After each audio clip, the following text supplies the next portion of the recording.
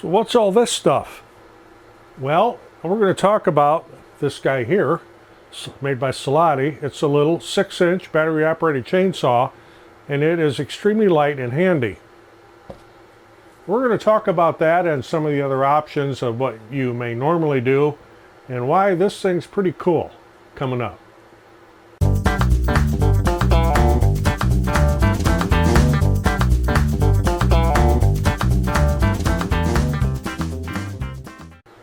Hi, I'm Roger, welcome to the shop, and yes, in a t-shirt, it's the middle of March. We got a day in the 70s out there. For Northern Illinois, this is highly unusual, but great break from having to wear that sweatshirt in here all the time. What we'll talk about here is a Salati chainsaw, little 6-inch chainsaw, and it kicks butt, so to speak. So why would you need this? Well, say you got a lot of pruning to do, and these here aren't just quite cutting it. The stuff's too big, and so you get these out, like loping shears. You can even extend the handle on this one, so you can really get a reach and subtraction. Well, maybe that isn't quite doing it either. So you reach up, and you get the really big ones. These ratchet, and these also have handles that extend. But still just a little bit too big for that. This has got, I think, a 2-inch capacity. This Corona here is 1.5 inches, and of course, depending on how strong your hand is and how good of a set of hand pruners you have. These are Falco number 2s. I've had these for years. You still don't want to go much over 1 inch. So you can get, if you have a reciprocating saw, you can use blades like this. This particular blade actually made by Bosch. And I did a review of the different blades here a while back using a reciprocating saw. Or you got a chainsaw, and this is my small one. I got a bigger one than this yet too. But maybe the job isn't that big, so you don't want to get the chainsaw out and have to gas it up and do all that kind of stuff. And this is kind of ornery if you got to hold it up over your head. I also have a pole saw chainsaw, which goes on my Poolin Pro multi-purpose weed eater, slices, dices, just, you know, all that kind of stuff. And it's nice, but I mean, that's for pruning things way up in the air. It's not good if you're right on something. But what I like about this is that it's extremely light. And no, it's not for big jobs. And no, it doesn't have an oiler on it. You do need to oil the chain from time to time to keep it operating, and I'm going to do a close-up here and show you some of the details on this. Then we'll go out and we'll cut some stuff. Okay, so what do you get in the box here? Has a nice plastic case, locks in, everything fits in it perfect. You get a spare chain. You get 2 21-volt lithium-ion batteries and 2,000 milliamp hours. And so far they have done pretty good for me. You get a pair of gloves, which are made for children, I think, because they're not even close to fitting me.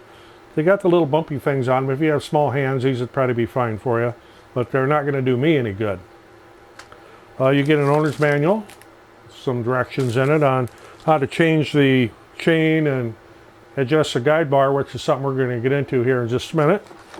And you get a charger, which the wall wart style. And yes, these batteries look like the DeWalt batteries, but they're not the same.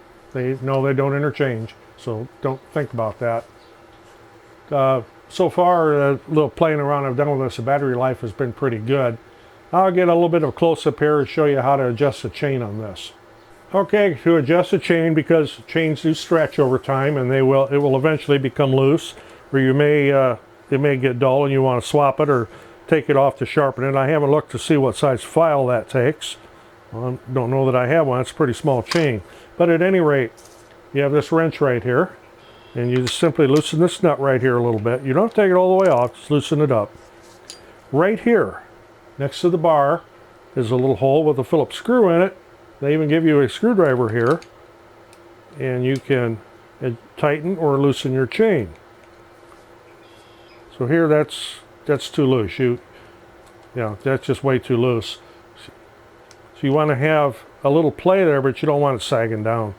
So you would Take this, turn this clockwise.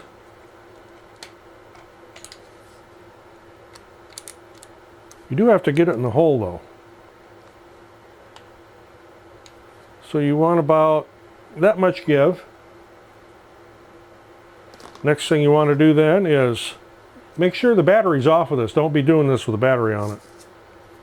Even though it does have safety on it, don't do it with a battery on it. Just hold that bar up, tighten this back down.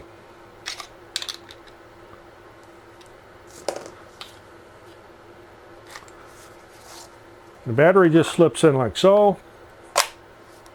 There's a safety right here. You need to push this button in to pull this trigger. And you want to put a few drops of oil on this from time to time. Keep the chain oiled. Like I say, it does not have a built-in oiler, but this is not for cutting down big timbers and being a lumberjack either.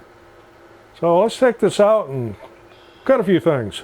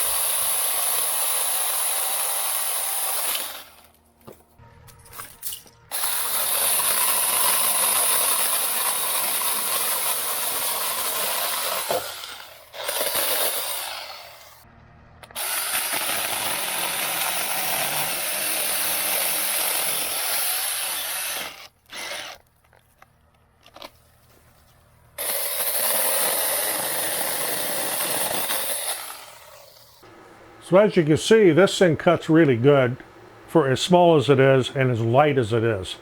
And I was out in what I call the back 40. We got a bunch of overgrown stuff back there, and I got to do a whole bunch more cutting and everything, but I wanted to just do a little quick demonstration of how easy this is to use one-handed.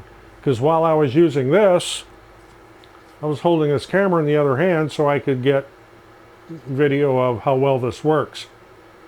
And as far as battery life goes, well, I seem to get tired before the battery completely runs down. So I haven't run one all the way down yet. I did do some other cutting with this a couple days ago out on our hedge, getting some volunteer trees out of it. And I managed to get through all those little volunteer trees. Of course, I wasn't running it constantly for half an hour, but within about a half-hour time, I was using it on and off, and the battery still had life in it. Didn't have to swap it out. Doesn't take too long to charge, a couple hours. Of course, I don't know what a completely dead battery would be, but there is a little indicator on the end of the battery right here, similar to what DeWalt has. And if you push this button, get up close here, it will give you little green lights telling you how much life is on your battery. So after what I just did here, all the sawdust off of it, it's still got what it shows to be a full charge. So I'm happy with this. Okay, one other little feature on this, and I don't know how necessary it would really be, but there is a light here so that when you start to saw, the light comes on. So you can, of course, I don't cut at night. I do my work during the day, but I thought that was kind of a neat little thing on there. This is a little bit noisy, of course, and the construction of it, it's plastic, and yes, it's made in China, but so far it's worked well. It's done what it was supposed to do. Now, a little bit of a disclosure. No, I didn't buy this. It was provided to me to demonstrate a review, and normally I wouldn't take on something like this, but it looked like something that I could actually get good use out of, and so far I have, and I'm quite happy with this. They're not paying me to say nice things about it or anything, but they did provide this to me at no cost. to do a review on and do a demonstration. So hopefully I fulfilled that, and this is going to get quite a bit more use. And we do have a nursery and greenhouses here, so we're constantly pruning and trimming, and you know, the trees always need to be trimmed, and there's a lot of things that need to be done, and I'm getting up in the years a little bit, so even with the reciprocating saw with that pruning blade in, to try to hold that up there one-handed very long, that gets old in a hurry. This is nice and light, and it does the job.